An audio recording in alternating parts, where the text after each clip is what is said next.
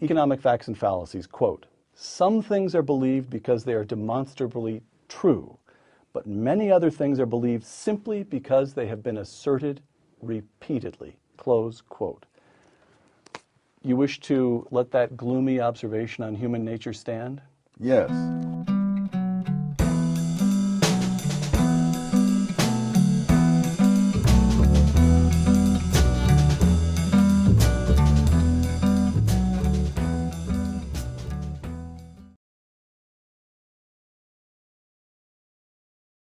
Race wasn't the basis of slavery? Oh, it's a simple historical matter. Slavery existed for thousands of years, as far back as there are any records of human beings.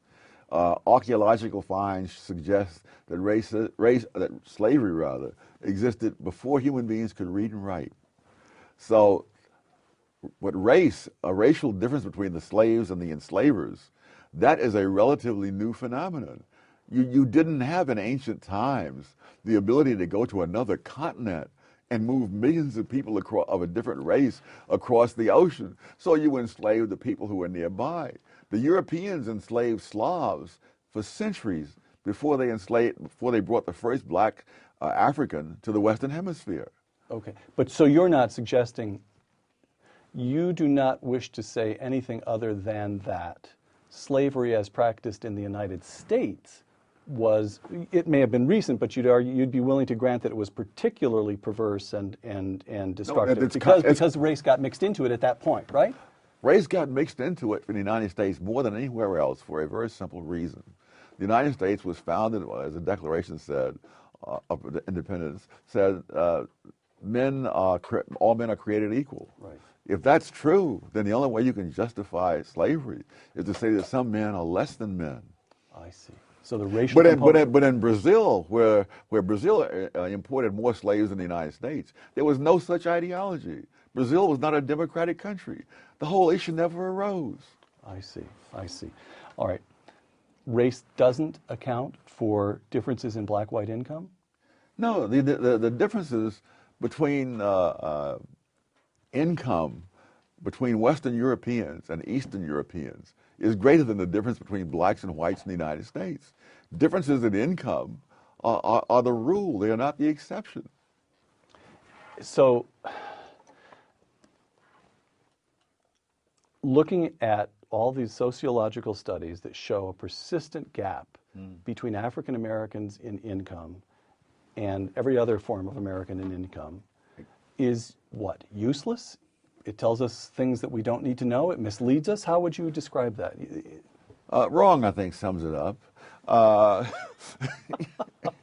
It is not true. Hispanics have a lower per capita income than blacks.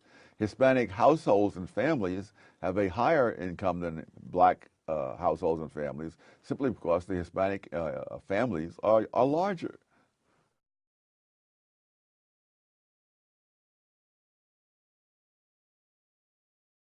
Economic facts and fallacies. A fallacy is that the current fatherless families so prevalent among contemporary blacks are a legacy of slavery, where families were not recognized under slavery. This ignores the fact that the problem has become much worse among generations of blacks far removed from slavery than among generations closer to the era of slavery. Yes. Close quote. Explain that.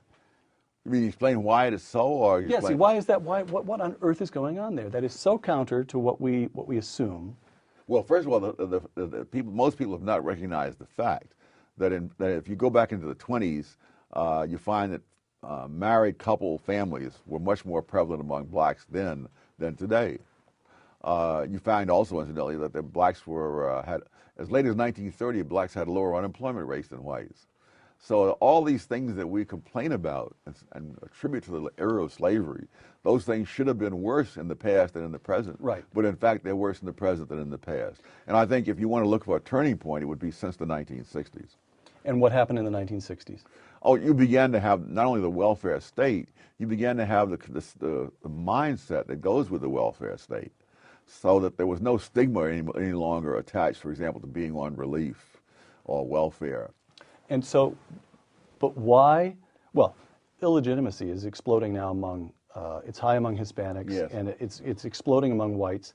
But the Moynihan report, when was that, Tom? Or in the 60s, 60s. 64, 65. When Moynihan talked about the illegitimacy rate among Yes. blacks, which was exploding then. So what if the welfare state changes the way Americans think? Yes. Why did black Americans prove susceptible to that change first? Because they were poor.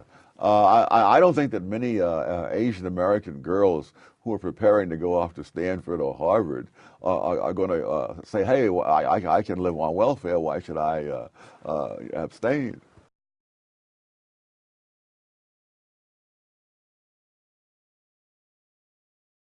Distinguish the two, race and discrimination. Well, racism is an attitude inside people's heads. Right. Discrimination is an overt act taking place outside in the real world. Okay. So not only with blacks, but you find the same thing with Jews in previous centuries, that part of the United States where there was the most racism against blacks, namely the South, Right. is where black construction workers were much more common than they were in the North, right on into the 20th century. And most people are unaware that in the South, blacks were the construction workers. I remember a professor at Howard University saying that when he was a boy in the South, his father pointed to some man on the street and said, he was the first first white construction worker in this town. And so what was going on there? The racism did not, so whites could think of blacks as somehow or other separate, but they'd still employ them because the market made it profitable to do so. Yeah, in fact, yes. In fact, a law had to be passed to stop this because in the 20s, and particularly as the Depression got underway, black construction companies in the South using black non-union labor would come up to the North and underbid on government contracts, taking them away. And so this was very common, to the point where they passed the Davis-Bacon Act, which said that on government contracts you must pay the prevailing wage, which translated almost invariably into the union wage. Right. So your point on the distinction between racism and discrimination is, don't worry about racism. It's inside people's heads. You can't measure it. There's a strongly subjective, just forget about it, concentrate only on discrimination, and the best answer to discrimination is to let markets operate, because then people will discover, it will tend to militate against discrimination. Oh, yes, when people have skills to offer, they'll be employed. Whatever this notion of racism in people's heads is, don't worry about that. Is that right? Yeah, what I'm saying essentially is that racists may prefer one race to another, but they prefer themselves to everybody else.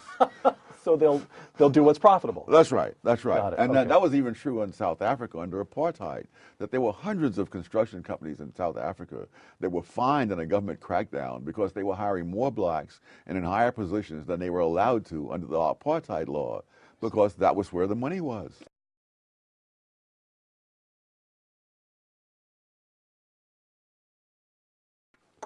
Once again, race and culture, economic facts and fallacies. Race is used as a sorting device for decision-making, even by people who are not racists.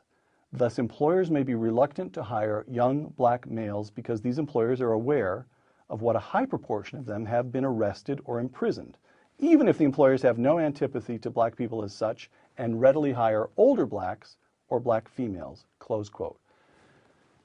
Are you saying that discrimination, even on the basis of race, you're saying it can be rational, do you want to suggest that it can be acceptable?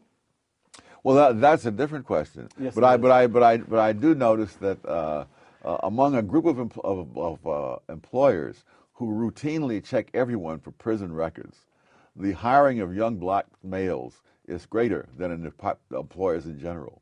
Whereas once they realize, If they find somebody whose record is clean, they'll take him. yes.